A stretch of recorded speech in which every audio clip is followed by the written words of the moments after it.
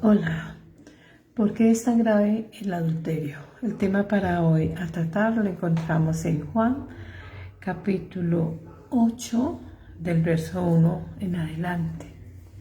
Estamos hablando de una mujer. Cada vez que en términos escriturales empezamos a hablar de una mujer, vemos cómo la escritura muy amablemente nos enseña que la mujer representa a ambos géneros, esto es, a la humanidad en ambos géneros en diferentes edades.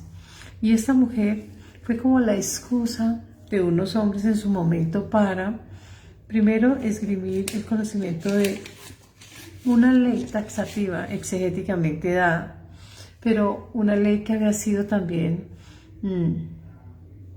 adicionada en cuanto dice ellos mismos y en palabra de ellos en términos de Moisés, que la mujer se le podía dar carta de divorcio con ocasión A, y entonces se nombraban aquellos causales por el cual la mujer podía ser repudiada o el hombre se podía divorciar. Y Cristo contesta: por la dureza del corazón humano.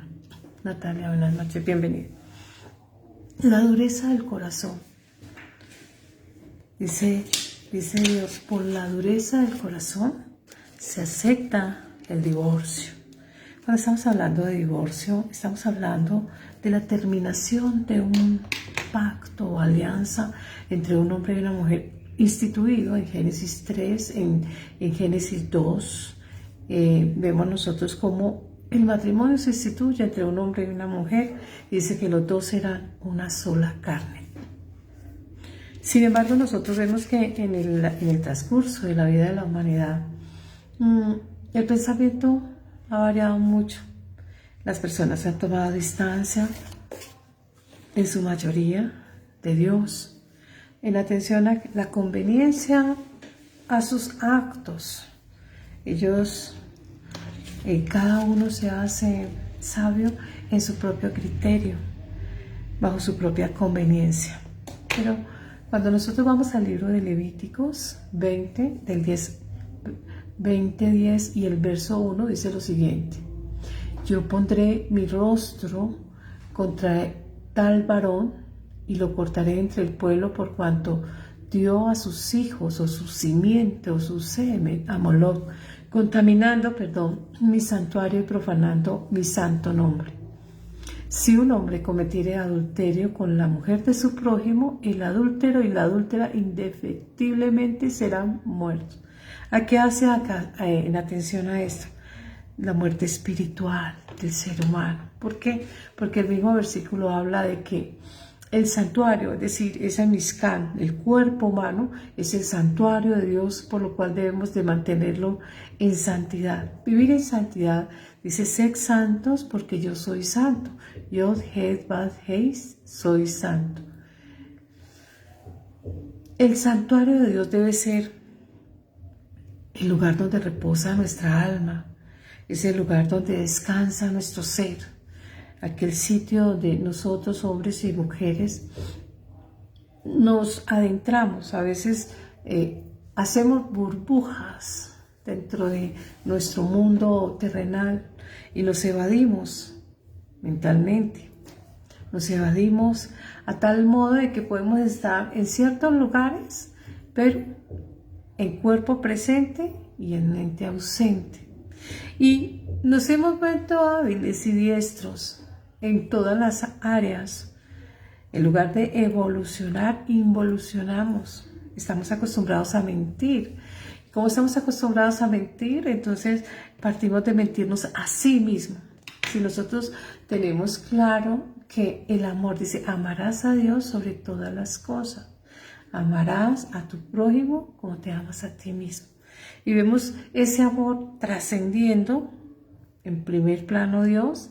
Luego vemos ese amor, ese amor desde el corazón, la mente. Por eso dice: amarás a tu prójimo como a ti mismo. Para poder amar a un tercero exógeno, buenas noches, podemos nosotros empezar a ¿qué? Amar a sí mismo para poder amar a un tercero exógeno a mí, alguien con quien voy a aplicar yo ese plan de vida, esa institución de familia, ese proyecto de vida que tiene un término hasta el fin de nuestra existencia. Un hombre o una mujer que se unen en la alianza del matrimonio, hacen sus votos, es decir, sus ítems, diríamos en términos jurídicos, ese contrato bilateral, un contrato de reciprocidad. ¿En qué? En atención a la exclusividad, en atención a la ayuda, al compromiso, en atención a la solidaridad, a la compasión, a consensuar. Hola Cami, bienvenido. Nosotros también podemos, a Jamie también, buenas noches. Nosotros también podemos decir que el matrimonio es entre la humanidad, que es esa esposa que debe ser ataviada, hermoseada, pulcra, limpia, que debe presentar y ser ese recipiente, esa mezcal, para que Dios pueda llenarlo con su Espíritu Santo. Dios no puede habitar donde no hay santidad. Dios no puede hacer nido o su morada, coexistir con nosotros en nuestro cuerpo, cuando nosotros no hemos sido apartados y hemos vulnerado esos principios de exclusividad. Por eso cuando nosotros vemos aquellos mandamientos que fueron dados allá en el Sinaí, recuerden ustedes que allá en el monte Sinaí se entregó lo que llaman nuestros hermanos judíos la Torá, aquel Pentateuco, y fueron entregados esa ley. ¿A quiénes? ¿A los ángeles? No, a los seres humanos de carne y hueso, como usted o como yo.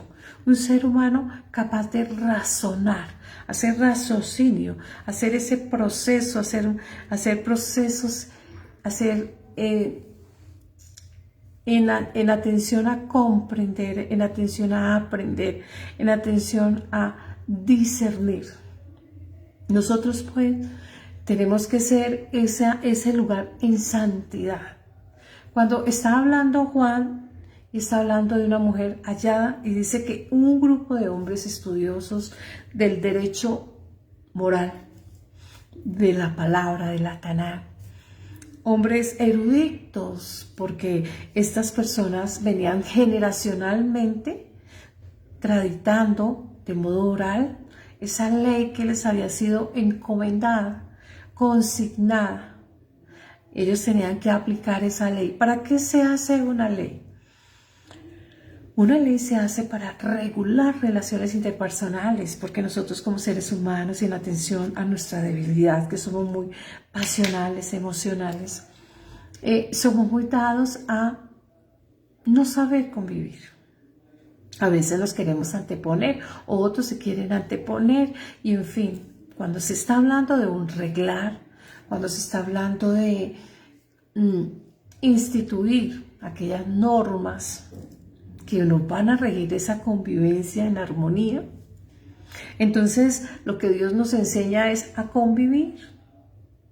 Nos está dando una instrucción de cómo vivir en armonía, de cómo nosotros, hombres y mujeres, debemos aprender a convivir porque todos formamos una unidad.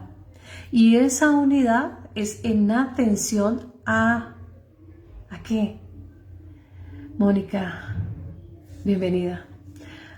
A que nosotros nos respetemos, a que nosotros sepamos, mi derecho va donde empieza el tuyo va donde termina el mío. Y cuando nosotros vemos esa línea casi que imperceptible a nuestros ojos que se llama derecho, entonces vemos que cada derecho trae implícito una obligación, un deber. Y aquellas personas que no gustan mucho de seguir reglas, oh sorpresa, toda nuestra vida está reglada, regulada. Todo lo que existe en este mundo terrenal es reflejo del mundo espiritual. Y en nuestro mundo material hay una cantidad de ordenamientos, marcos jurídicos, constitucionales, decretos ley, etc. Y entonces, ¿y para qué cada norma? Para regular nuestro vivir en armonía. Dios nos enseñó a vivir en esa armonía, por lo cual nos dice a nosotros que el matrimonio de un hombre y una mujer es una alianza o un pacto, alianza o pacto o contrato, que nosotros los abogados lo representamos con una cruz, una voluntad de una persona A en atención a otra voluntad de una persona B que se encuentran en un lugar. ¿Y para qué? En el caso del matrimonio, para instituir la familia. Como nosotros, esta es una célula cristiana, en atención a Hechos 11:26, dice que en Antioquía se inició la primera iglesia y se le llamó cristianos porque seguían esa enseñanza o pensamiento de Jesucristo. Nosotros pues, dice la palabra de Dios, que nosotros somos el cuerpo de Cristo. Como cuerpo de Cristo, donde Él es la cabeza, no hay otras cabezas porque entonces ya sería deforme. La cabeza es Cristo, entonces esa cabeza descansa en su cuerpo. ¿En quién? En la iglesia. ¿Y quién es esa iglesia? Ustedes y yo y toda la humanidad que acepte, que crea que el ungido y que es Rey y Señor, el ungido de Dios, Jesucristo. Y como Él es el ungido y Él es nuestro soberano y nosotros como subordinados, como ciudadanos de ese reino espiritual, nos acogemos al imperio de su ley. Y el imperio de su ley, la primera ley que nosotros reconocemos, toda la humanidad reconoce, es lo que llaman los judíos la Torá. Nosotros le llamamos palabra de Dios, que va desde Génesis a Apocalipsis. Ellos van de Génesis, Levítico, Número, Deuteronomio. Me falta uno. Ahora les digo porque en este momento me Génesis, Éxodo, Números, Levítico y Deuteronomio. Ahora sí, bien, ya coordiné mis ideas. En ese orden de ideas, esa ley, que son más o menos 613 mandamientos, resumiendo toda la palabra, entonces nos enseña a nosotros lo que hay en esa alianza. ¿Cuál alianza? Ese matrimonio. ¿Cuál matrimonio? Dios y la humanidad. Y dice que tenemos un intermediario, un intercesor, un intermediario que se profetizó mediante Moisés como intermediario entre el pueblo de Israel y Dios. Hoy el pueblo de Dios a través de Jesucristo, porque Él es ese intermediario. Moisés era el prototipo de Jesucristo como intermediario entre Dios y la humanidad. Y eso lo dice en 1 Juan 2:1. Él es nuestro abogado e intermediario, el que nos representa, el que está haciendo esa defensa magistral, porque nosotros diariamente estamos fallando. Dice en Ezequiel 18 que todos los seres humanos fallamos, todos los seres humanos pecamos en algún momento. Y también dice que todas las almas son de Dios. Todas, no dice algunas, estas sí y estas no, todas. De ahí, de esa gran flama que se enuncia ya en Éxodo, en Sinaí, que testifica uno de los grandes profetas, Moisés, Moshe, y dice que él veía una llama que se iba acrecentando, y no se consumía. De esa gran flama desprenden cada chispa, cada chispa de vida insuflada en cada uno de nosotros y en Jesucristo, que tomó forma humana. Él es la cabeza donde descansa esa presencia santa. Por eso, cuando se habla de por qué el adulterio es tan grave, estamos hablando que nosotros estamos haciendo referencia automáticamente a la idolatría. Y dice la palabra, no se puede servir a dos señores, a Dios o a las riquezas, al bien o al mal, pero hay que tomar un punto. El Señor Jesús decía en palabras del Mesías, decía, el que no es conmigo es contra mí. Nosotros pues empezamos a ver la importancia de esa cláusula de exclusividad.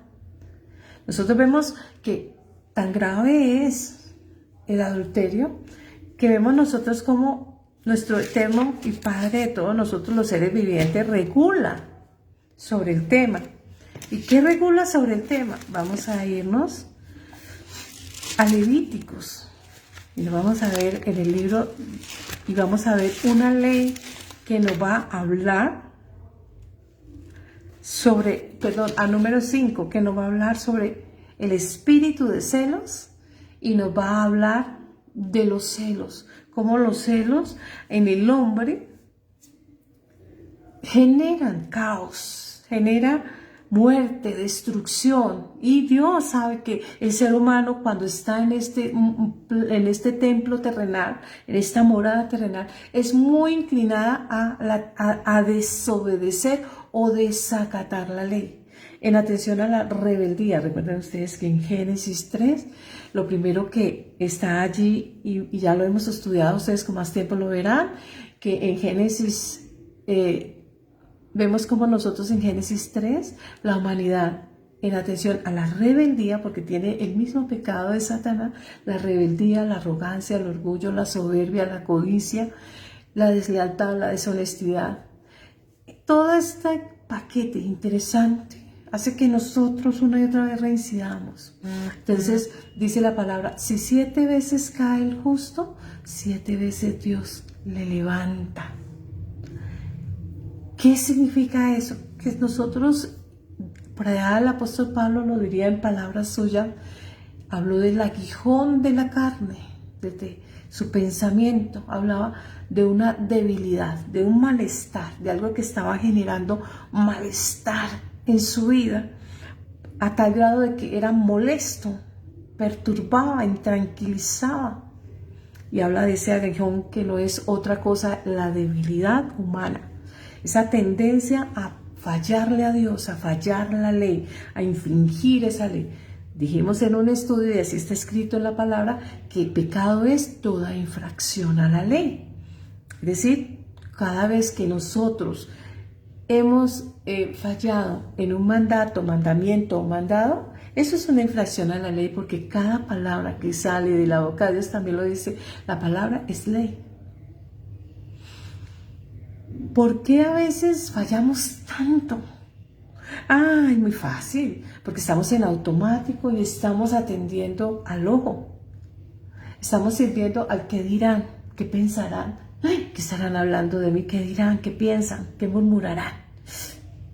O estamos sirviendo a nuestro ego y entonces somos soberbios y ya no fuimos al otro extremo y no nos importa lo que digan, sino lo que yo imponga.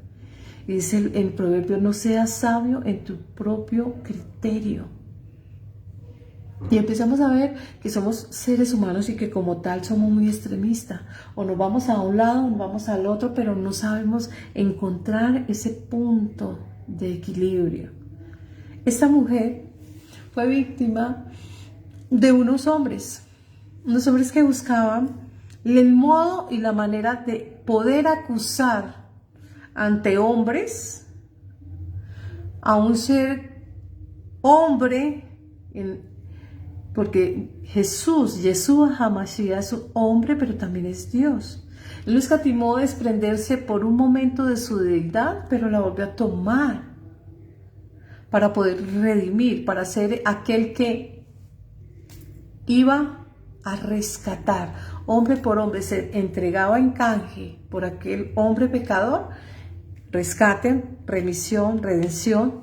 Él es ese siervo sufriente, Él es ese Cordero de Dios perfecto, sin pecado, mancha o arruga. La palabra lo dice y ella lo testifica. Dice que la palabra en Dios es sí y es amén. No tiene margen de duda ni ápice de error. Es decir, no admite duda. Y dice que ese hombre fue plenamente, Sandra, buenas noches, obediente a Dios, en comunión permanente. Nosotros pues empezamos a ver, ese Mesías estaba ahí.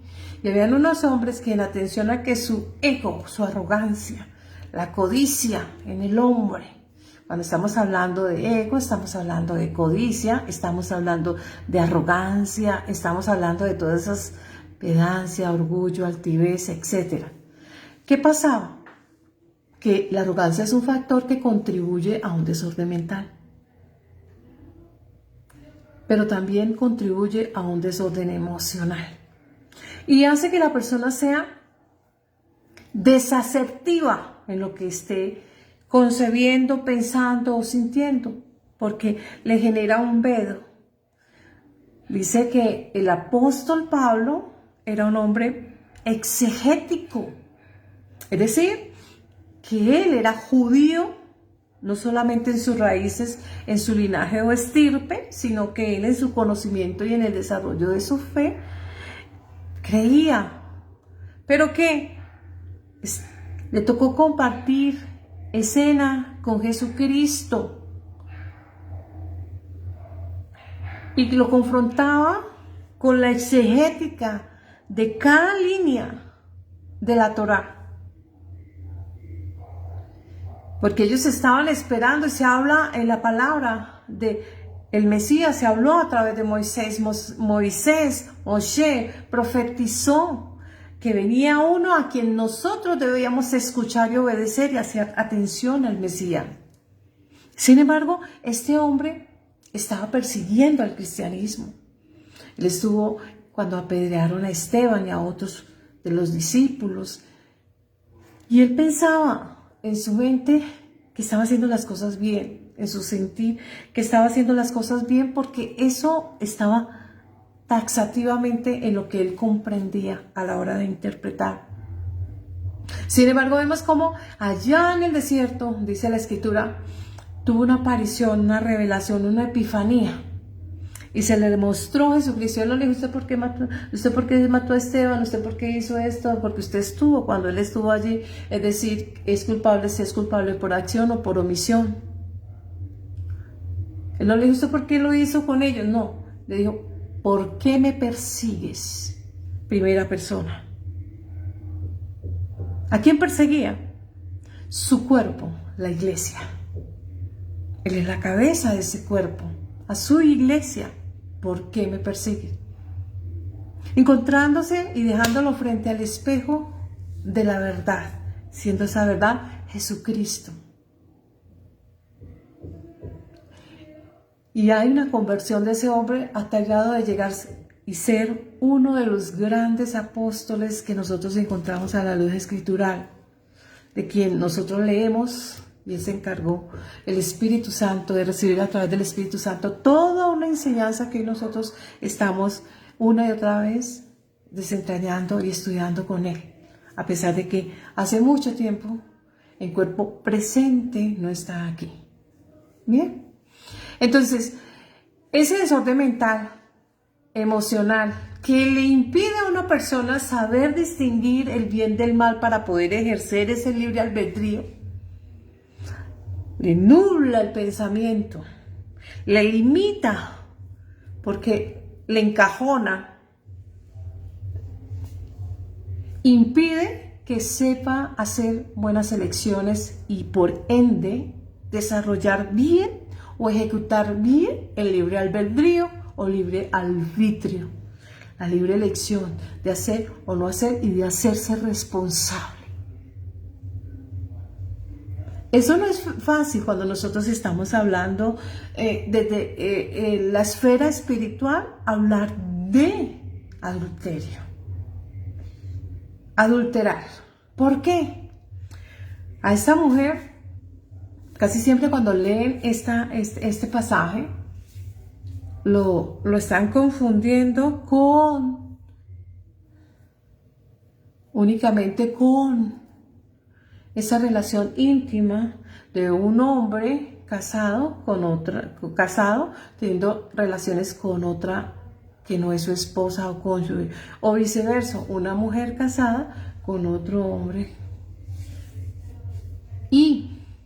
Pero aquí también se nos está hablando y se dice exegéticamente Cristo dice que, y yo aún os digo, que el que codicia a la mujer de su prójimo ha adulterado. Daisy, buenas noches. Adulterado. Bienvenida.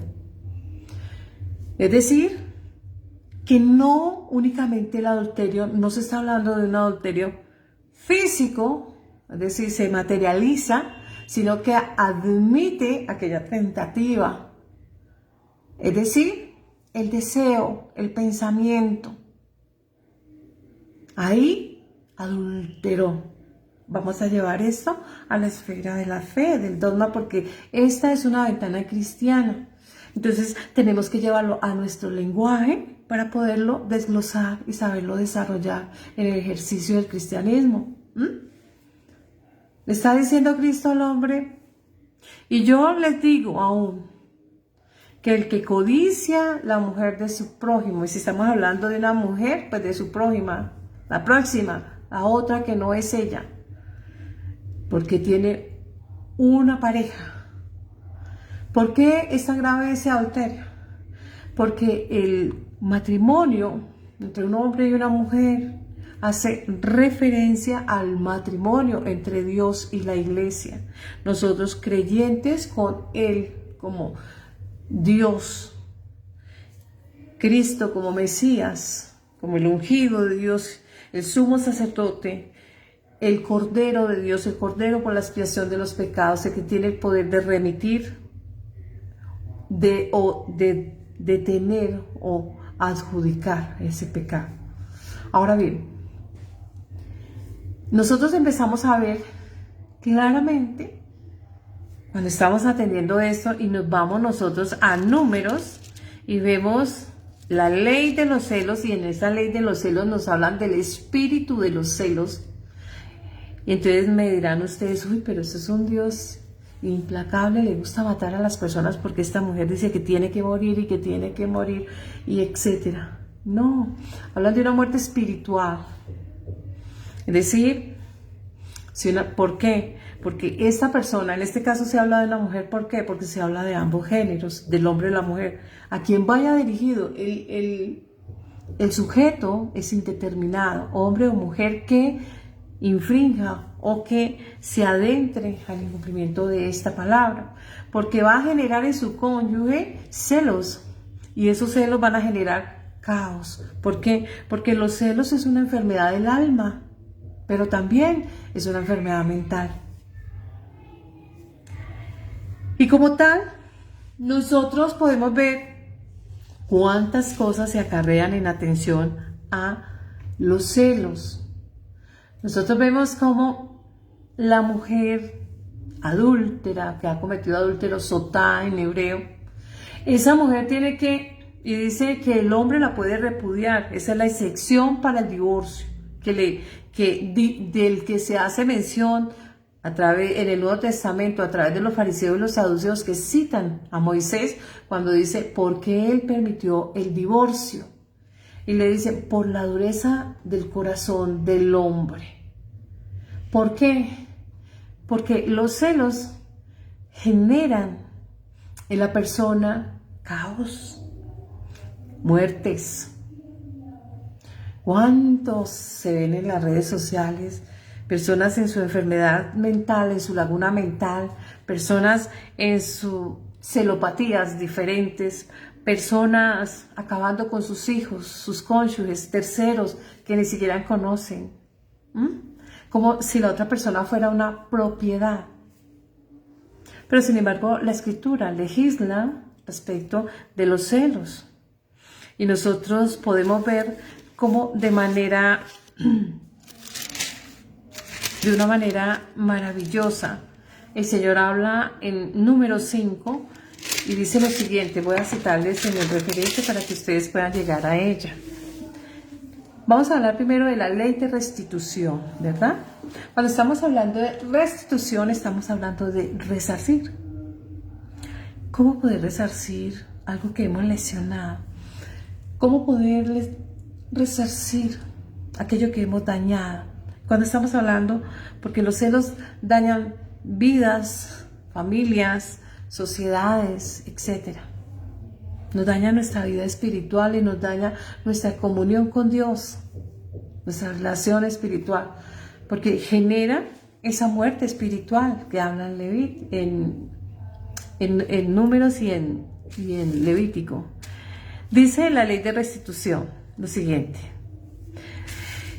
Número 5, 6. Di a los hijos de Israel, el hombre o la mujer, aquí los determina y los difiere bien, que cometiere alguno de todos los pecados con que los hombres, cuando dice con que los hombres, cambien ese término y ponga con que la humanidad, para que entiendan que son ambos géneros en diferentes edades, condiciones económicas, políticas, culturales, ideológicas y demás. Dice, con que los hombres prevarican contra Yod Het Bad Hei delinquen, prevaricar, un término del área de derecho y significa ir contra los intereses, en este caso del legislador que es Dios, ir contra los intereses de Dios. ¡Wow! ¡Qué tremendo!, ¿no? ¿Por qué? Porque dice que cuando nosotros vamos contra los intereses de Dios, nos hemos vuelto enemigos de Dios, porque somos infractores, pecadores. Dice que Él aborrece el pecado. Entonces, dice, aquella persona confesará el pecado que cometió, y habla de confesión, no habla, espere que yo pienso mentalmente, y entonces, no, confesar es hablar, gesticular. Entonces, está hablando de una confesión, es decir, que la primera muestra, y ustedes lo van a ver no solamente en la esfera de la fe, ustedes van a ver desde la esfera humana, en el mundo terrenal, en la legislación, la confesión y el allanamiento de una persona a algunos actos es muestra del arrepentimiento. Pero también lo ven en el caso, permítame dar este ejemplo, en el caso de los alcohólicos o las diferentes adicciones, que ellos primero deben de confesar. El sinónimo de confesar es sinónimo de arrepentimiento y de querer resarcir, es decir, que tenemos un momento de lucidez, de revelación y hemos entendido que obramos mal y queremos resarcir, queremos restituir. Vamos a seguir en la cita. Aquella persona confesará el pecado que cometió y compensará enteramente el daño y añadirá sobre ello la quinta parte y lo dará a aquel contra quien pecó. Pecamos contra Dios, ¿cómo resarcir ese pecado contra Dios? Wow. Yo me preguntaba eso porque cuando nosotros desde la esfera del derecho estamos hablando de resarcir, pues hablamos desde el mundo material, lo podemos nosotros monetizar, es decir, en el caso colombiano nos llevamos a pesos colombianos y cada país en su moneda. Pero qué difícil es resarcirle a Dios lo que hemos hecho mal. Lo único que puede resarcir el pecado es Jesucristo. Dice, sacrificio no quisiste, ni sangre de toro, ni de bueyes, ni de ovejas, dice la palabra. ¿Cuál es esa única sangre capaz de mover el corazón del Eterno, de nuestro Elohim, el Eterno? Yod Het Bad Hei, la sangre de su Cordero, perfecto, sin mancha, sin arruga, cumplidora cabalidad en todo, Jesucristo. Él es ese Cordero por la expiación de los pecados, que hacía referencia proféticamente a Abraham, a Isaac, cuando éste le preguntó, veo que llevas todo para el sacrificio, es decir, llevas toda la herramienta y todo lo que se necesita para hacerle el sacrificio a nuestro Elohim. No obstante, ¿dónde está el Cordero? Porque se le había pedido sacrificar su hijo. Pero la respuesta profética de Abraham dice, Jehová se proveerá de cordero. Y así fue. Vemos como en Génesis 22:14 Vemos, dice, en el monte de Jehová será provisto Jehová Jireh. Y ahí había un cordero enredado en una zarza, haciendo apología a Jesucristo con la corona de espinas.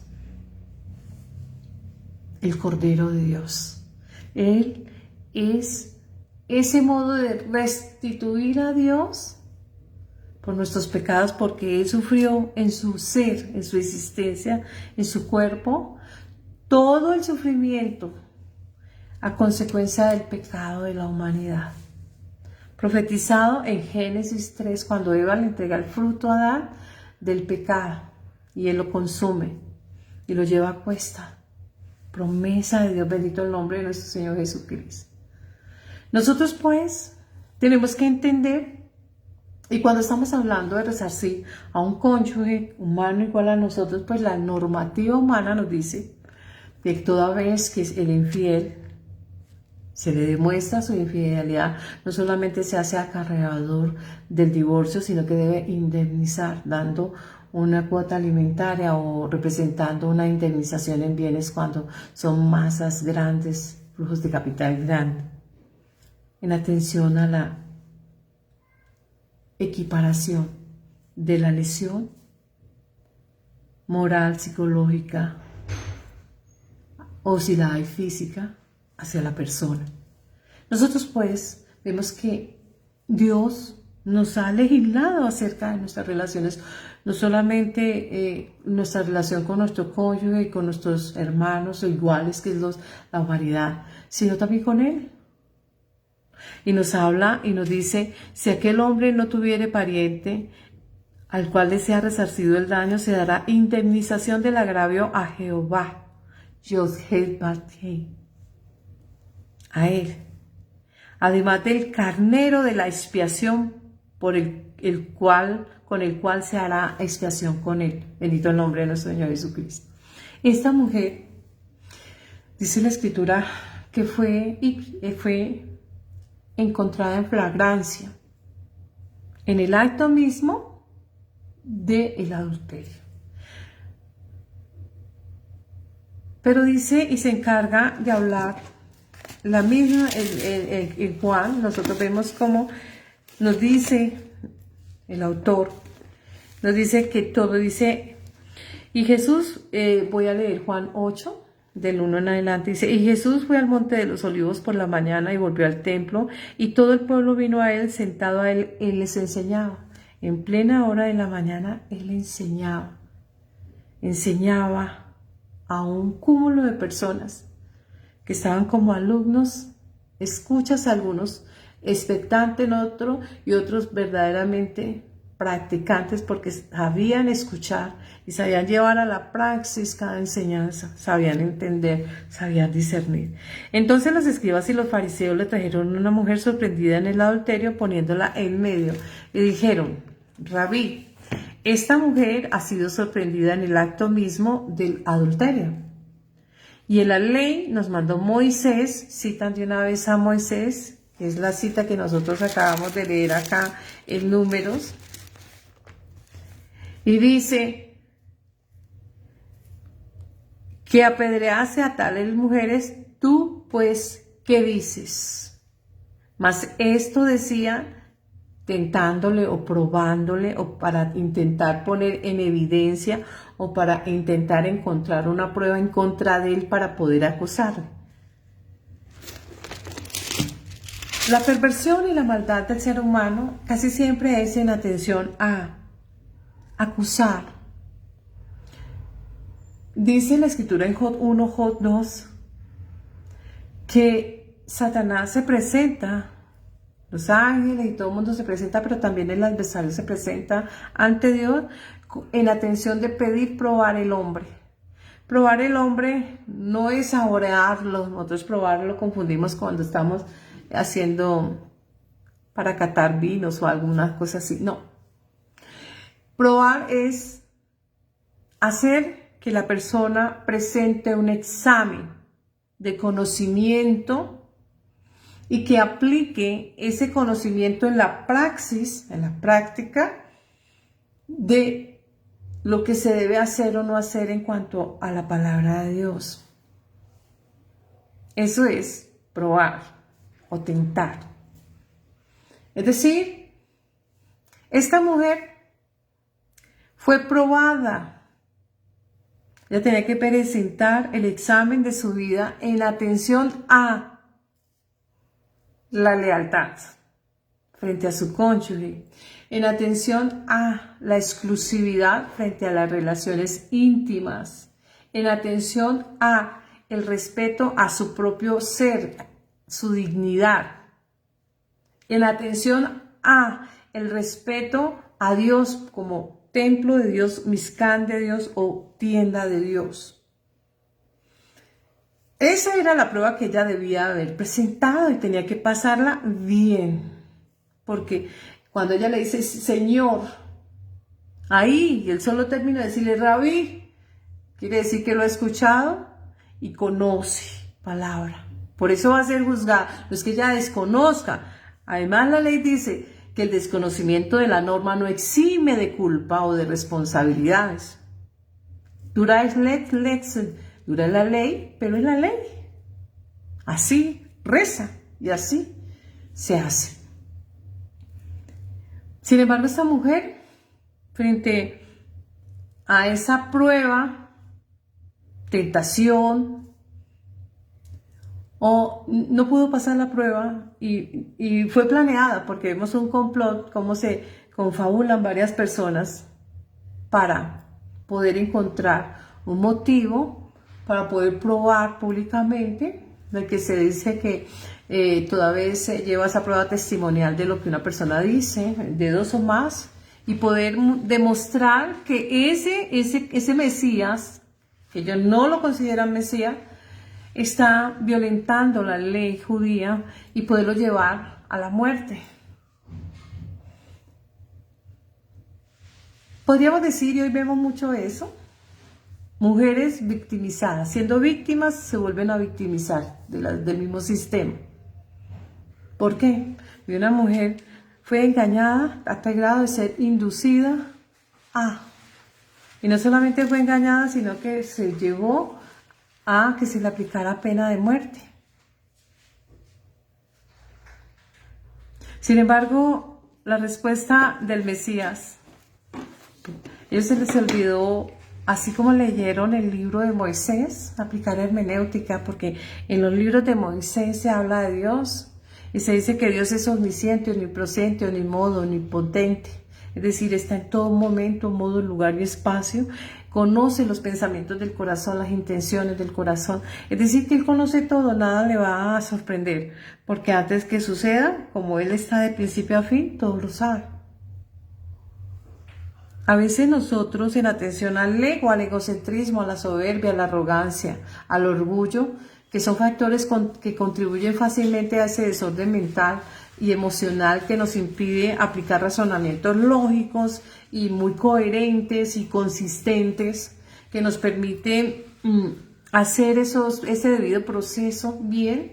Entonces hacemos cosas tontas, en términos bíblicos fatus, tontos, por la torpeza del momento, porque la misma arrogancia le impide elegir bien. Porque ellos, si son estudiosos, eruditos de la palabra, sabrían que es Dios, y como Dios, pues no puede ser tentado. Si el diablo se le presentó, como lo consagra Mateo 4 y Lucas 4, donde Cristo como persona presenta a prueba los 3 tópicos en que fue en que fue tentada Eva, que es la humanidad, y él sale invicto en los tópicos en que el ser humano se halla vulnerable, se halla frágil, pudiendo así ser nuestro Mesías, nuestro Redentor, nuestro Salvador, y en Él nosotros tenemos, a través de la gracia de lo que Él hizo, nosotros alcanzamos la redención, la salvación. Es así como nosotros tenemos que mirar muy bien. Esta mujer, yo me imagino que en ese momento ya pensaba, bueno, me llegó la hora de morir, me van a ejecutar, me van a lapidar. Cometí un error. Quién sabe cuántas veces lo habría cometido, solo ella y Dios lo sabe. Pero ella en ese momento dijo, bueno, en este momento, aquí en flagrancia la encontraron, bueno, ya llegó el fin de todo. Pero en los pensamientos de nuestro Mesías solo había un lenguaje: la compasión, la gracia, la misericordia y el perdón. Aquellos hombres le estaban, y dice la escritura, y es muy noble y muy amplia el mostrar, que en 2 veces se dirigieron al Mesías y él se hacía el que escribía. Ahí estaba escribiendo, quizás garabatos, quizás algo, solo él lo sabe. Hay mucha gente que se preocupa, ¿qué estaba escribiendo? Pues no, ahí lea lo que está y aplique lo que está allí en literal. Si le queda corto aprender el literal, mucho menos averiguar qué estaba escribiendo. Lo que él estaba era evadiendo, confrontarlos a ellos, mirarlos a ellos, a cada uno a sus ojos, porque la sola mirada de este hombre, si es Dios, y al ser Dios no podemos soportar su mirada porque el pecado no deja mirarlo a sus ojos. No permite que uno lo vea. ¿Y por qué digo yo esto? En una ocasión yo tuve un sueño y en ese sueño veía a Cristo, pero era tan pecadora que yo evitaba mirarlo porque el pecado no me dejaba verle a sus ojos mientras él me estaba diciendo me amo, te amo, y yo estaba escondiendo y cada palabra era como un latigazo a mí. Por eso no los miraba, porque él es el Dios personificado. Pero dice la escritura que ellos volvieron otra vez a reforzar su teoría para obligarlo a contestar, y él le dijo: quien esté libre de pecado, lance la primera piedra. Y les dejó un momento para reflexionar esas palabras, que esas palabras hallaran eco en su mente, laceraran y taladraran su corazón y llegaran y oraran ahí dentro. ¿Por qué? Porque lo primero que les iba a decir es: todo esto es mentira y todo fue fraguado. Ahí ustedes son pecadores porque no solamente hicieron toda la treta y desarrollaron toda la logística para la comisión de un delito, sino que contribuyeron al mismo pecado. La palabra dice que nosotros nos volvemos y nos convertimos en pecado cuando nosotros somos cómplices, escuchamos o adornamos o decoramos, porque todos somos llamados a ser indefectibles, a ser santos. Y pues ellos estaban allí con ella pecando. Eso en atención. ¿Por qué? Porque solo llevaron a una mujer y se fornica o se adultera 2. ¿Dónde estaba la contraparte de esa persona, de esa mujer? Que tendrían que estar 2 respondiendo por el acto frente a la lesión de un tercero que era el cónyuge de la mujer. Y si el otro tenía compañera, pues serían ya 4. Por eso dice: ¿hasta cuándo, generación adúltera, hipócrita o mentirosa? ¿Hasta cuándo? Ha preguntado, y vemos nosotros cómo Cristo en reiteradas ocasiones habla y hace esa reclamación a la humanidad. Y hace esa reclamación porque somos hipócritas, mentirosos, estamos tirando la piedra y escondemos la mano. No hemos aprendido a ser honestos, no hemos aprendido a ser sinceros. Tenemos que trabajar en esas cosas, en esas debilidades, donde estamos flanqueando nosotros y flanqueamos muchísimo. Cuando nosotros estamos hablando de adulterio, igualamos ese adulterio a la idolatría. ¿Por qué? Porque el adulterio es hombre o mujer que estén casados, mirar un tercero exógeno diferente a su cónyuge. El adulterio espiritual es: mi esposo es Dios y si yo miro a otro que no es Dios, estoy adulterando. Estoy prevaricando contra Dios. Por eso dice, y el 7º mandato es: no te harás ídolos. Ahora bien, nosotros podemos saber que adulterar no es solamente el acto físico como tal, sino el pensamiento o el sentimiento. Cuando estamos hablando del pensamiento, los deseos, las emociones en el sentimiento, aquellas emociones que nos llevan y nos hacen volar esa mente a cuestión de segundos. Y entonces estamos hablando de aquellos fantasías, imaginaciones y demás. Cuando nosotros estamos hablando de santidad, tenemos que hablar de esa pureza a que nosotros somos convocados, es decir, a un actuar sincero, honesto. Si una mujer está enamorada de un hombre, sale fuera del comercio de lo sentimental, por decirlo de algún lado. Es decir, no tiene mente ni ojos para mirar a nadie porque está tan enamorada que nadie le va a parecer más hermoso que esa persona en la cual se enfocó y a quien le prendó su corazón. Con él va a ser su proyecto de vida, o ella, si en este momento este mensaje va dirigido a una mujer. Nos está hablando a no ser hipócritas, a dejar esas caretas y ese histrionismo teatral, de intentar demostrar lo que no es. ¿Por qué? Porque la fidelidad no es otra cosa que la cláusula de exclusividad, del respeto en cuanto al pensar, en cuanto al sentir y el accionar, por motivos propios, porque me respeto, me amo, me dignifico como persona, me valoro, porque sé el valor que como Mishkan o tabernáculo de Dios debo vivir en santidad para tener la comunión con Él. Él prima sobre lo terrenal. Y en mis acciones, voy a dar testimonio a terceros que no profesan esa fe, del amor, de la transformación, de todo lo que Dios puede hacer y puede obrar en una persona. Por eso, cuando estamos hablando de el término de adulterio, automáticamente trae otro término, la codicia. No codiciarás. En términos, yo por allá he escuchado en algún momento de mi niñez a mis ancestros que eran católicos, hablaban de pecados capitales, por ahí en algunas películas, pecados capitales. Uno de ellos la codicia, la avaricia, el orgullo, la arrogancia. Nosotros pues vemos la importancia de lo que Dios está legislando, de que nosotros como seres normales, humanos, pues si bien es cierto, aunque comunes todos, aunque Dios dice, por ahí le dice al apóstol Pablo, no llames común a lo que yo he santificado. Bendito el nombre de nuestro Señor Jesucristo.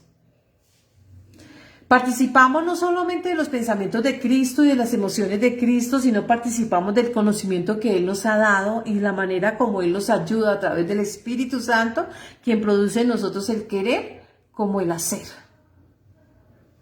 Nosotros pues empezamos a ver la importancia de aquello que nosotros debemos hacer.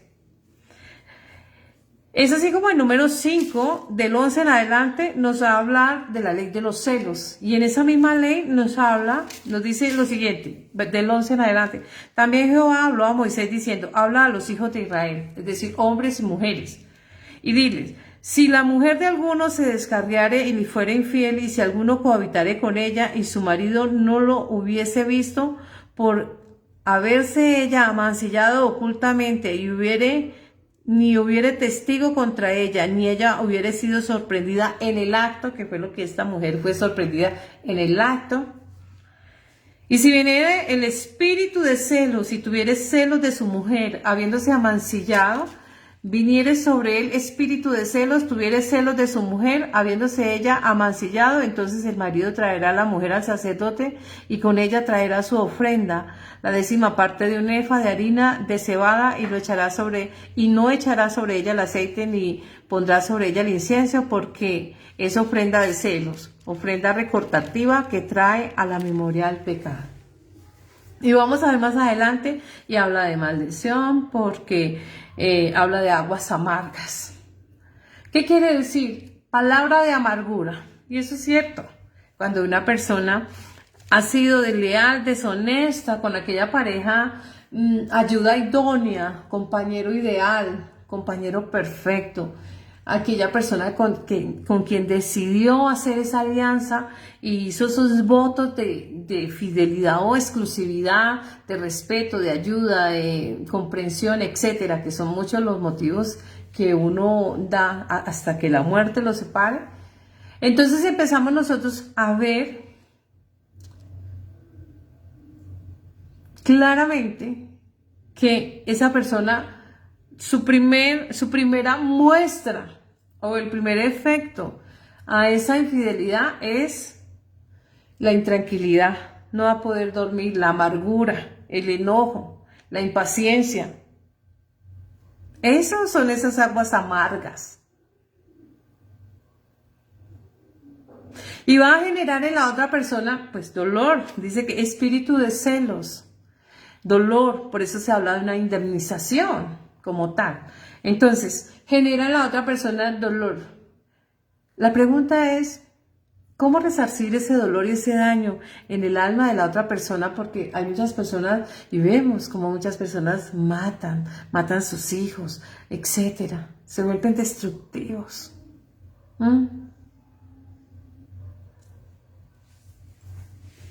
Porque a eso vino el diablo, dice Juan 10:10, a robar, a matar y a destruir, a quitar la paz, la tranquilidad, el gozo de la persona. ¿Por qué? Porque le dieron cabida, la ociosidad, el tiempo de ocio.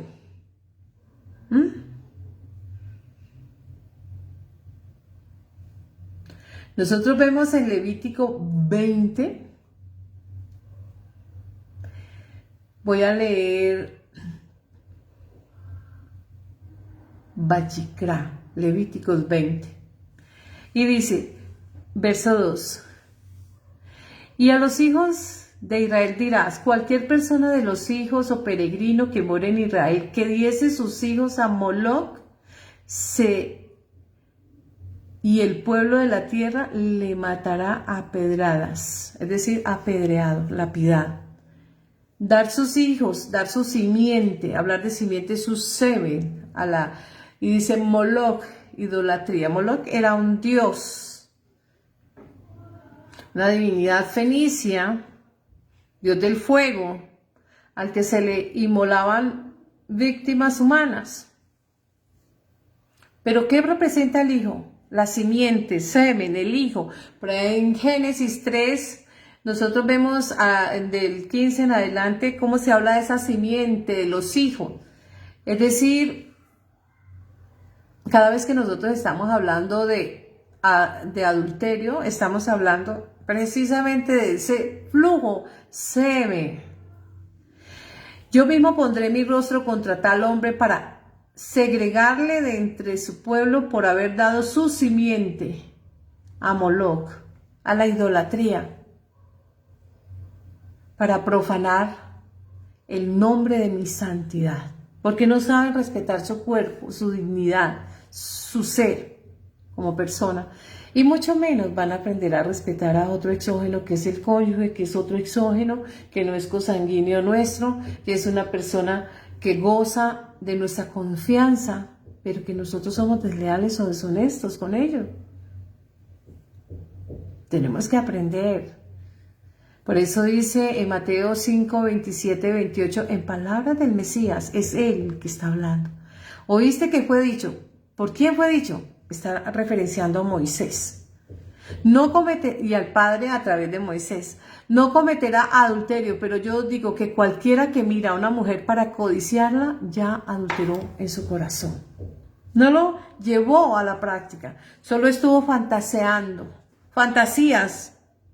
Ahí ya hay codicia. ¿Por qué? Porque incita, según número 5, del 11 al 31, creo que está, a los celos a su pareja. Y va a acarrear y desencadenar una cantidad de hechos, de acciones funestas en su mayoría, trágicas. Y va a desencadenar dolor, tristeza. ¿En quiénes? En los hijos. Seres que no tienen nada que ver. ¿Por qué? Por la concupiscencia. ¿Qué es concupiscencia? Avidez, deseo, fantasía, apetito sexual, entre otros. y va a acrecentar la laxivia. ¿Qué es laxivia? Lujuria, sensualidad. Entonces, ¿qué quiere decir? Que por haberle dado cabida a ese volar fantasioso, se le dio apertura ¿a qué? A un deseo libidinoso. Y ahora siente la necesidad de satisfacer ese deseo. Y no va a descansar hasta llevarlo a la praxis, ejecutar dicha acción. ¿Qué va a lesionar? Su vida espiritual, porque hay una muerte espiritual. Va a lesionar aquellos seres que dijo amar y profesó amar, su esposa, sus hijos, sus cónyuges. Porque si estoy hablando en ese momento y este mensaje va para una mujer, su esposo y sus hijos. Y así mismo, porque se va a dañar la oportunidad. ¿Cuántas personas en atención a esta conducta dañaron todo su futuro? Porque cambiaron las mentiras, la laxivia, la lujuria, la concupiscencia, se volvieron libidinosos y se enfocaron en ellos y perdieron sus hogares, sus familias, los seres que realmente le amaban, realmente le iban a acompañar en su proyecto de vida hasta el último día en su vejez y demás, por vivir una mentira para después quedarse como el agua entre los dedos. Ahora bien, ¿por qué? Porque cruzaron esa línea delicada, delgada, casi que imperceptible, de la honestidad, de la lealtad, del respeto hacia sí mismo, de la dignidad como persona, el respeto hacia la otra persona, dignificar a la otra persona, amar y respetar a sus hijos y hacerlos respetar frente a la sociedad. Es por ello que esta figura es tan atacada. ¿Por qué? Porque otras personas me decían hace 2 días, pero es que se estaba apreciando la belleza de otra persona. Una cosa es apreciar el atractivo de una persona sin maldad, sin malicia. Porque poder apreciar a un hombre o una mujer y decir es simpático o es bello, etcétera, no tiene ningún lío. El lío está cuando esa línea casi que imperceptible, casi que invisible, se pasa a través del pensamiento, a través del sentimiento, es decir, estamos hablando de pasiones y de deseos y de pensamientos morbosos. Es allí donde nosotros pasamos de lo inocuo de una apreciación a lo perverso de una acción. ¿Por qué? Porque se generó el deseo libidinoso y la necesidad de satisfacer, y frente a tales cosas, difícil resistirse. Desenfocarse para enfocarse en lo que es el deber ser, difícil.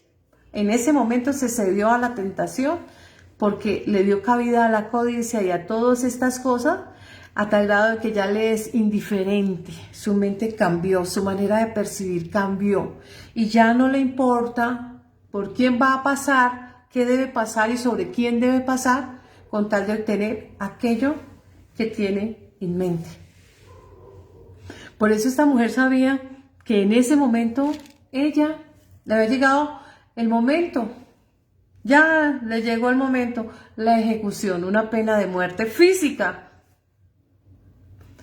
Pero mientras ella estaba ya despidiéndose de este mundo, abrazando su mente física, esperando que cada uno llegara y lanzara su pedrada para aniquilarle, Dios le dio la oportunidad de vivir con una sola frase: ni yo te condeno, vete y no peques. ¿Qué le dijo allí? Dice la escritura que él no vino a juzgar, a condenar. Cuando él empieza y hace su entrada, cita a Isaías, dice: vine a los ciegos, a los sordos, a los enfermos, a los prisioneros. ¿Y qué es el adulterio y el pecado? Enfermedad. A esos enfermos vino él. Él no vino a los santos, a los justos, a Santa Teresita, no. Él vino a los pecadores para llamarlos al arrepentimiento. ¿Y qué es arrepentirse? No solamente es confesar, porque esa es una muestra de que ha llegado esa epifanía, esa lucidez, esa sensatez, esa mesura, sino la acción misma de arrepentirse, es decir, no volver a fallar, no volver a reincidir. Pero no solamente arrepentirse, nosotros estamos hablando de la ley de restitución, hablamos de restituirnos. ¿Y qué va a restituirnos? Primero, con Jesucristo vamos a restablecer nuestros derechos, que nosotros renunciamos a ellos a razón de inatención al pecado. Nos alejamos de Dios y ya estábamos distanciados de Dios y Él estaba lejos de nosotros porque no puede habitar donde esté la suciedad y la inmundicia. No somos como los perros o los cerdos que nos fascina andar en la suciedad, en la inmundicia. Cuando nosotros estamos hablando, dice, sed santos como yo soy santos, habla de pureza. Nos habla por allá, y ustedes lo leerán en su momento, Isaías 1, del 15 al 18, y dice, pongámonos a cuentas. Es decir, bueno, arrepiéntanse, yo les perdono, nos vamos a poner, yo les voy a quitar todos los pecados, voy a borrar todos los pecados y volvamos a empezar. Si 7 veces cae el justo, 7 veces se levanta. Tiene que volver otra vez a impulsarse. La naturaleza humana nos inclina a fallar, pero vamos cada día, nos levantamos e intentamos hasta corregir aquellas fallas, aquellos errores, aquellos pecados. ¿Qué es lo que estamos aprendiendo de esta enseñanza? Dejar la hipocresía espiritual, porque vemos a una mujer, ella fácilmente había podido correr y desaparecer de escena, pero la capturaron, allí ya estaba. Se hizo responsable y ya sabía que era acarreadora a una pena de muerte, la máxima en el ser humano. Sin embargo, vemos que el hombre que estaba con ella infringiendo la norma no estaba ahí para ser apedreado, porque la ley dice, y así reza en la escritura, de que ambos deben de ser apedreados y ambos tienen que pasar por ese filtro de la muerte a modo de responsabilizarse de sus acciones. Sin embargo, nosotros podemos ver cómo el hombre no estaba. Encontró una salida, una oportunidad, una redención, un indulto, lo diríamos en términos comunes. Un indulto. Porque el sacerdote, porque Cristo es el sumo sacerdote, también es el Mesías, el Redentor, el Cordero de Dios por la expiación de los pecados. Estaba ahí frente a ella. ¿Dónde están los que te acusaban? ¿Se fueron todos? No, no quedó nadie. Aquí solo quedó usted y yo. ¿Y usted qué va a hacer conmigo? Yo le perdono. No peque más. Le dijo, reflexione. Es una oportunidad de vida. Intente cambiar lo que haya lugar a cambio. Y no falle. Arrepiéntase. Es una oportunidad de vida que el Señor le da a uno. Cada vez que le dice a usted y a mí, tus pecados te son perdonados. Perdón y olvido. Tenemos oportunidad mientras estemos en este cuerpo presente de arrepentirnos de todos y de cada uno de los pecados. ¿Por qué? ¿Cuál es la razón? ¿Y qué quiere Dios cuando nos habla a nosotros, a usted y a mí, de pecado?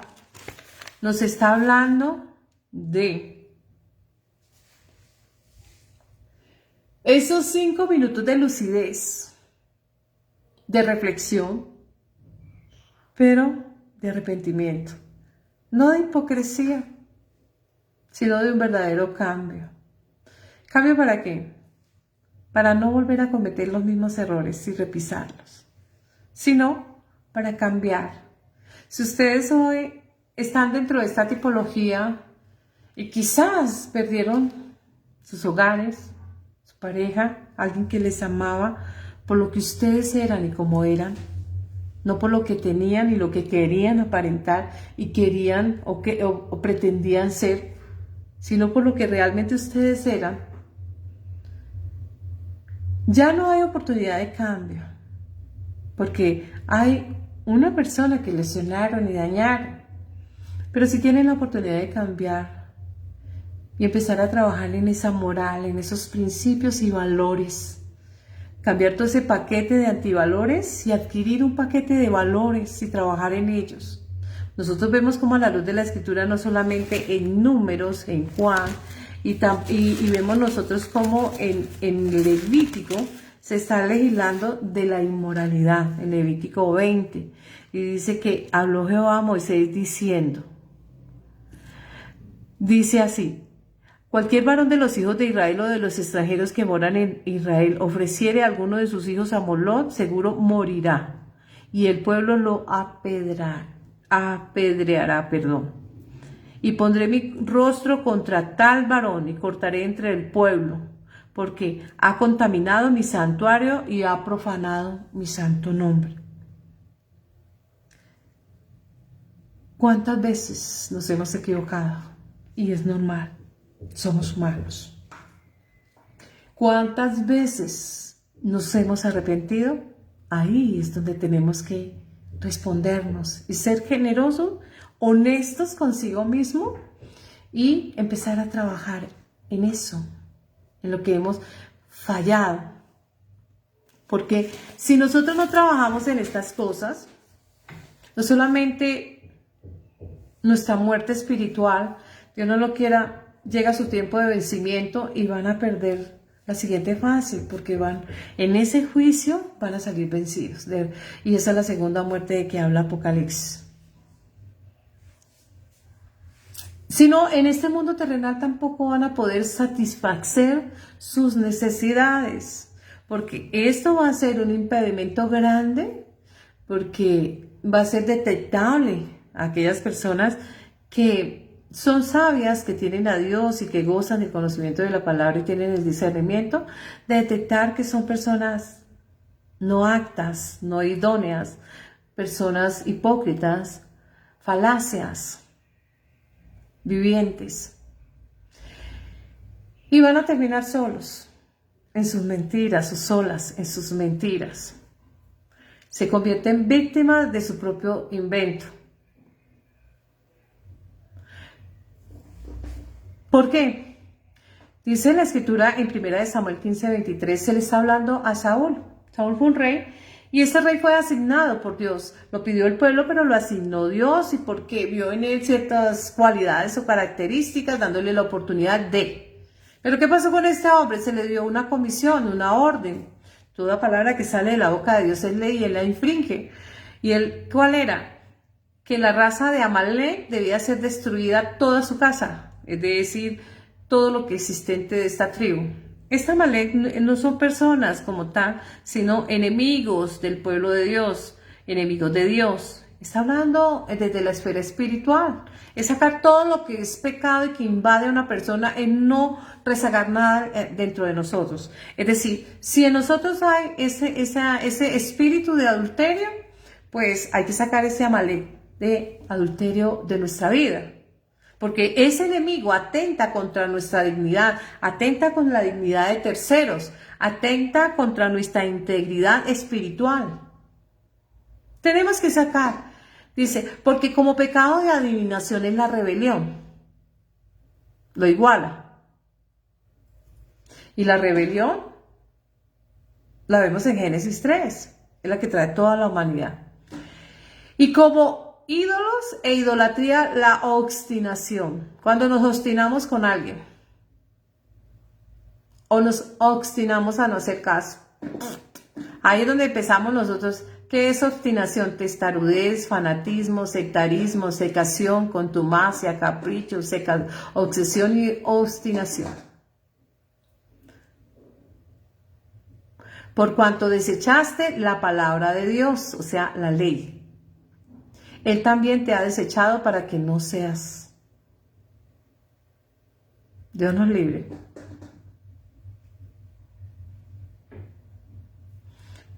¿Cuántas veces nosotros somos muy tendientes, bien sea por envidia, por avaricia, por codicia, nos adentramos al adulterio, por rencor, por orgullo, por venganza, por la razón que sea, porque me creo superior a los demás y soy prepotente, orgulloso, arrogante, soberbio, etc. por rivalidad, para desacreditar. Esto fue lo que hicieron esos escribas y esos fariseos frente a Cristo. Ellos sentían esa rivalidad, esa envidia, ese odio. Ellos se sentían superiores al Mesías por ser de esa casta o de ese linaje. Ellos sentían en él esa rivalidad, esa competencia. Querían aniquilarle a raíz del odio, querían desacreditarlo. Y en atención a esto, no les importaba llevarse la vida de una mujer. Quizás con hijos. Todo en atención a generar duda del Mesías, de los que estaban allí escuchando su mensaje y el Evangelio, para loar su pureza, para dañar su imagen, por envidia. Querían tener la evidencia y con esta evidencia acercarse ante los tribunales para ejecutar una pena de muerte. El acoso social. Así sucede hoy. Por eso empecé con esas frases para que usted vea que es de lo coloquial, de lo que estamos viviendo. No hay excusa hoy en día poder alentar estas conductas. Una vez hayamos escuchado este discurso, este mensaje, que no solamente descansa en la ley mosaica o la Tanaj, los 5 primeros libros de la Escritura, sino en toda la Escritura desde Génesis a Apocalipsis. Pero yo estoy casi segura y convencida de que todos los hombres conocen esa figura.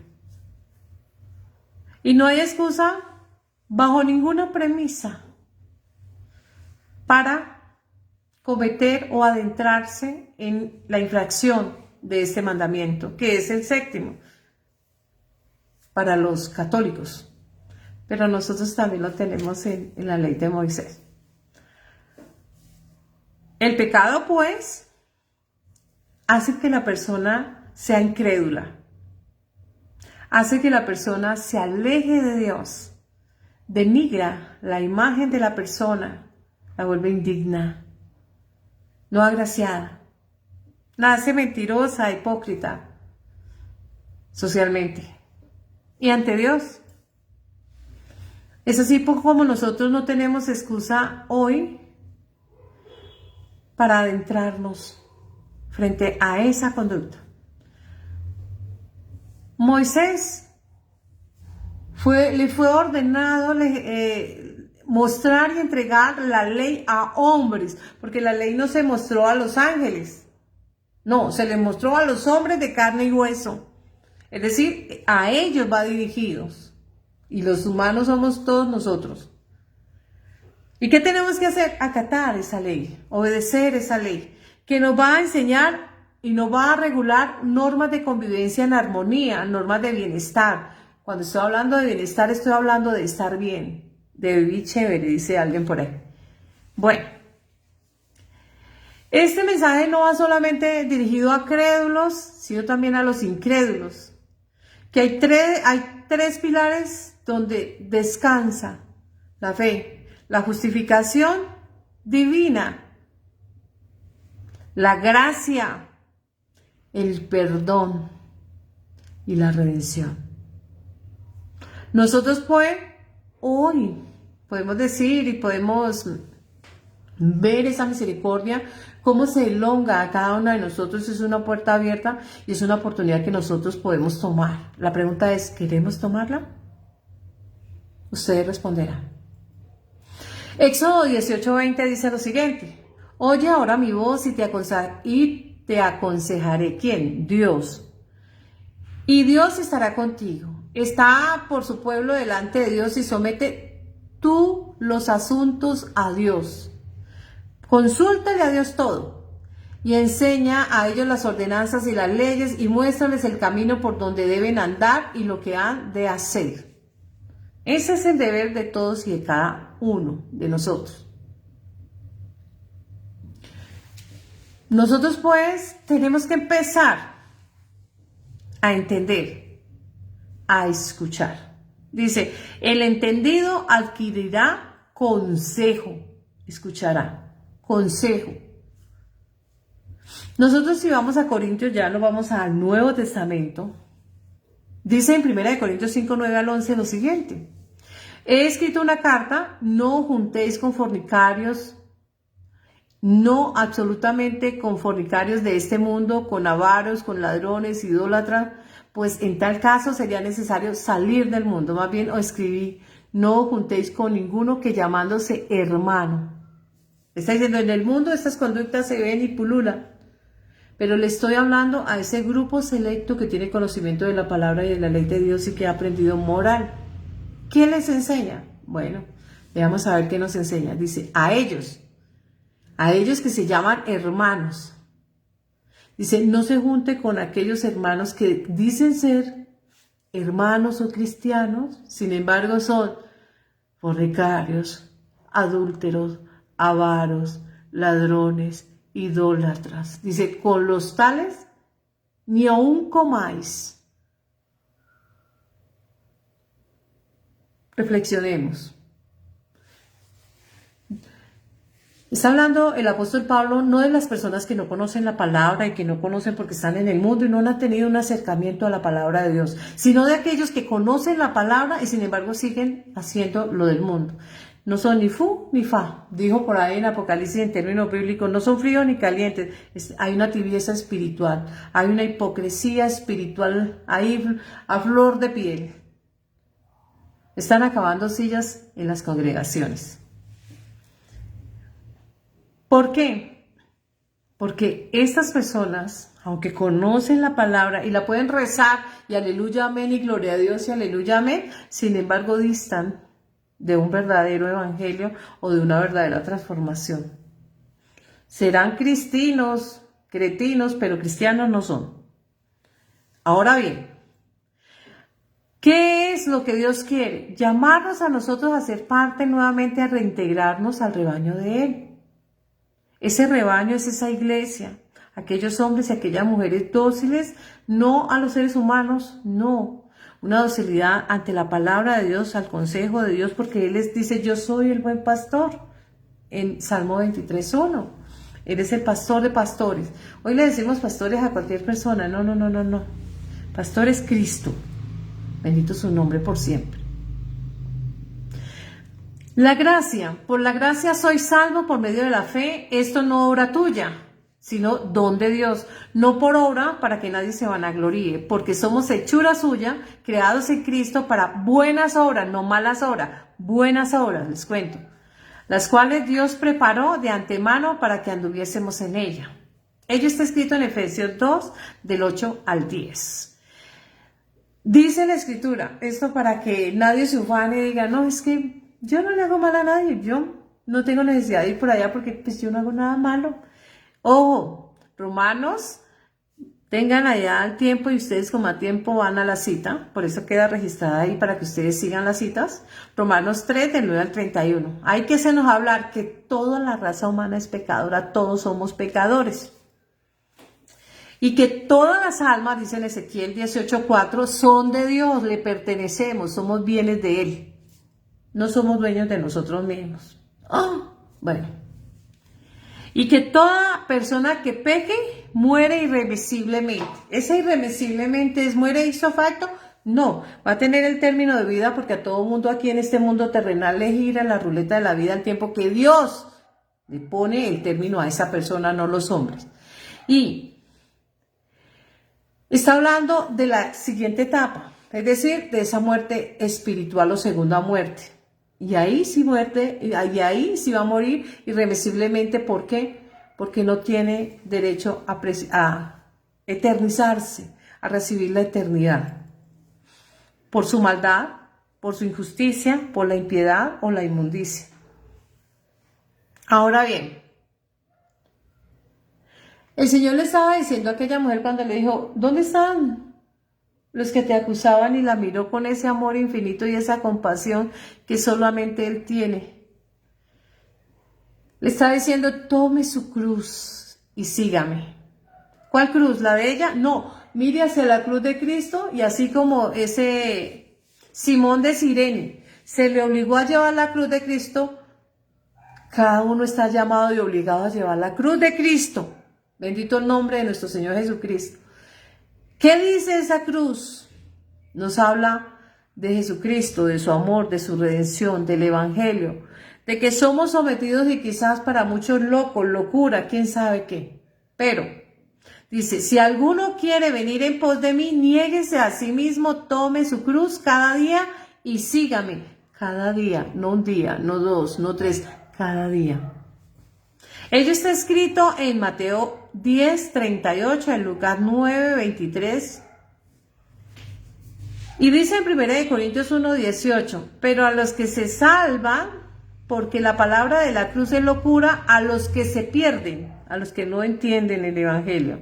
Para ellos somos locos, pero a los que salvan, esto es a nosotros, poder de Dios en Cristo Jesús. Y dice en Gálatas 6:14, dije, lejos esté de mí el gloriarme, sino en la cruz de nuestro Señor Jesucristo, por quien el mundo me es crucificado a mí, y yo al mundo. Ella me va a recordar de que el mundo me es crucificado a mí, y yo al mundo. Ese es el simbolismo de la cruz. Nosotros pues debemos reconocer nuestras fallas. Debemos aceptar que nos equivocamos. Debemos aceptar que es difícil no pecar, pero no es imposible. Lo que para el arrogante es imposible, reconocer, sentir que se ha equivocado y mucho menos cambiar. Nosotros pues nos justificamos a través de Jesucristo y allí Él le hablaba por allá a Nicodemo, dijo, tendrás que renacer. Y le hablaba no de un introducirse nuevamente en el útero materno, sino de sumergirse en las aguas, en el útero divino, para romper esas aguas del mundo terrenal e introducirnos en el mundo espiritual desde este mundo terrenal. Bendito el nombre de nuestro Señor Jesucristo. Hoy la invitación es a tener a Jesucristo y aceptar. Cristo duró con nosotros aproximadamente, porque no dice los términos, se habla de que Él introdujo y se presentó, que a los 12 años estuvo en la sinagoga citando a Isaías. Cuando se presentó a los 30, citó nuevamente a Isaías y otros profetas, pero más o menos le asignan a él un promedio de 3 años, 6 meses entre el periodo en que estuvo en medio de la humanidad ejerciendo su ministerio. Caminando muchísimo, enseñando a la orilla del mar, en las barcas, en la sinagoga, en las casas, en todos los lugares estuvo predicando la palabra. Le vimos agonizando por allá y orando en el Getsemaní. Dice la escritura que sudaba gotas de sangre del estrés tan inmenso que quizás pudo sentir y el dolor tan grande de ver que los que más amaba le traicionaron, como en el caso de Judas y demás. De ver la deserción de muchos discípulos cuando él estaba en el momento de etapa de enjuiciamiento y de cómo muchos le negaban y otros abandonaban y otros se escondían. De enfrentar el orgullo, la arrogancia, la soberbia de muchos hombres que él tenía el poder siendo el dueño de la vida y sin embargo ellos estaban vociferando casi que igualándose a él, no entendiendo su condición de humano. Toda esa tortura física y psicológica, él no fue exento, nosotros también, por eso la presentamos. ¿Qué nos dice hoy? Ni yo te condeno, como le dijo a aquella mujer. Yo no te condeno, porque si bien es cierto, la ley de Moisés condena al humano pecador, no es menos cierto que Cristo, la gracia, perdona, porque su compasión, su amor, su misericordia nos permite el acercamiento, nos permite tocar el borde del manto y abrazar y hacer que expele poder de Él, y ese poder de Él nos produce en nosotros el querer como el hacer, querer apartarnos del pecado, querer ser obedientes, querer hacer el bien, etc. Y nosotros podemos ver demostrada esa misericordia en nuestra vida. Esa misericordia, esa paciencia que Jesús demuestra es ejemplo para todos los que tenemos potencial a creerle a Él y creer en Él. Una cosa es creer en Él y otra es creerle a Él. Primera de Timoteo 1:16.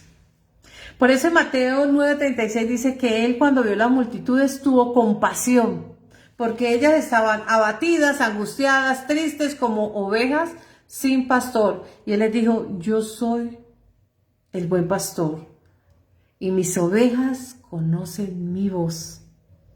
Bendito el nombre de mi Señor Jesucristo. Por eso nosotros tenemos que lavarnos y limpiarnos de toda la maldad, del pecado, de las acciones que hemos cometido en el trasegar de nuestra vida, a través de nuestros sentidos, los 5 sentidos que nosotros tenemos, como lo dice Isaías 1, del 16 al 18. Si bien es cierto, la ley de Moisés hizo que se introdujera para que abundara la transgresión. ¿Qué quiere decir esto? Cada vez que se legisla un tipo de cualquier área de la esfera de la ley, ejemplo, la ley penal, dice el que matare. Cada vez que una persona se introduzca en esa conducta que está prohibida, se hace infractor. Eso es lo que quiere decir acá. Que esa ley se realizó para que abundara la transgresión. Mucha gente se adentró a él, pero como sobreabundó esa ley, sobreabundó la gracia. Dice en Romanos 5:20 al 21. Cristo es esa gracia que nos redime y nos perdona. Por eso le dijo a esa mujer: no peques para que no suceda algo peor. Como lo dice Juan 5:14. Le dijo a aquella persona: has sido sanado, has sido perdonado, no peques más para que no suceda algo peor. Porque si una vez la persona conoce el evangelio y decide dar cuesta atrás, ya no queda nada que hacer por esa persona. Entonces, tenemos que aprender nosotros a valorar esa redención y esa salvación. Y tenemos que aprender a amar esa palabra. Poder tener dominio y control de nuestros pensamientos, de nuestras emociones y de nuestras acciones. Es el dominio propio. Mandamos nuestro cuerpo, no el cuerpo nos ordena a nosotros. Tomemos pues ese dominio propio que nos entregó Cristo Jesús.